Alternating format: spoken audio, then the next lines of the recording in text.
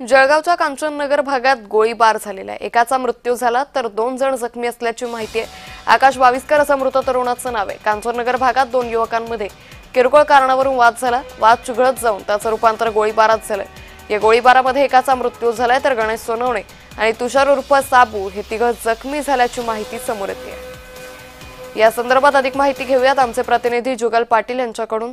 जुगल, कांचननगर भागात हा अचानक गोळीबार झाला, काय नेमकं प्रकरण? जळगावातील कांचननगर भागात रविवारी रात्री किरकोळ वादातून या ठिकाणी गोळीबार झाल्याची घटना ही घडलेली आहे।